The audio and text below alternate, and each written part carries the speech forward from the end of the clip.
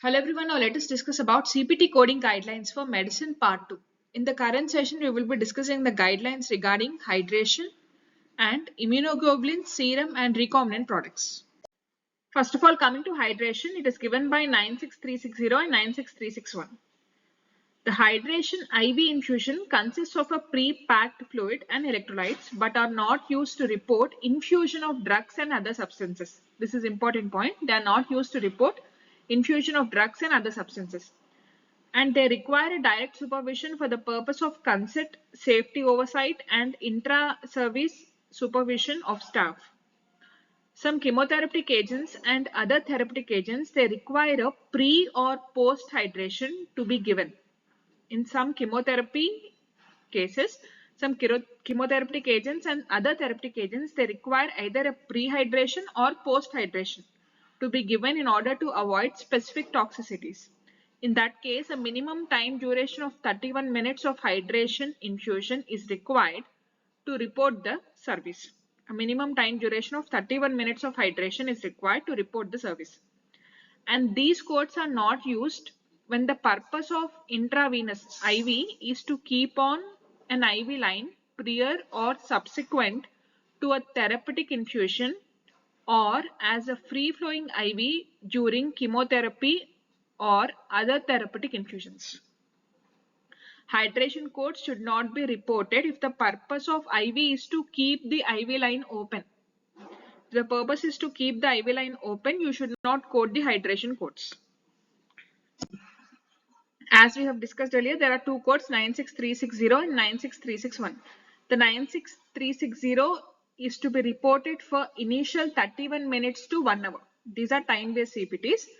96360 must be reported for initial 31 minutes to 1 hour. And for each additional hour, you need to report the add-on code plus 96361. And do not report if performed as concurrent infusion service. And do not report if the hydration is 30 minutes, less than or equal to 30 minutes. This is also an important point. You should not report the hydration codes if they are performed as concurrent infusion service and if the time is less than or equal to 30 minutes. In that case also you should not report the hydration codes. And for each additional hour, IV infusion hydration, each additional hour, you need to use the add-on code plus 96361. Now, the general coding guidelines are the codes are time-based and code for number of hours and you need to check for the minutes.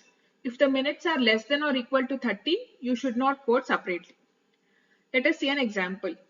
If a hydration therapy or hydration is provided for 70 minutes, that is 1 hour plus 10 minutes, additional of 10 minutes. For the first 31 to 1 hour, you need to report 96360. And for each additional hour, you need to report the add-on code. So for 70 minutes, you need to report only one code, that is 96360. If the hydration is provided for 120 minutes, that is for 2 hours, for the first hour, you need to report 96360. And for the next hour, you need to report the add-on code 96361. Let us see one more example. A patient with sickle cell anemia with painful sickle cell crisis receives normal saline 100 cc per hour to run for 5 hours for hydration in physician office.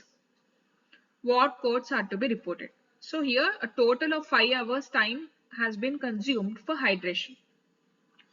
So for the first hour, first 31 minutes to 1 hour, you need to report 96360 and additionally for remaining are 4 hours. For that, you need to report 4 units of 96361. So the answer is 96360 plus 4 units of 96361. Next, coming to next topic, that is immunoglobulin, serum or recombinant products. They come under the category 902812 to 90399. The important guideline is you must code always with the administration codes that come under 96365 to 96375.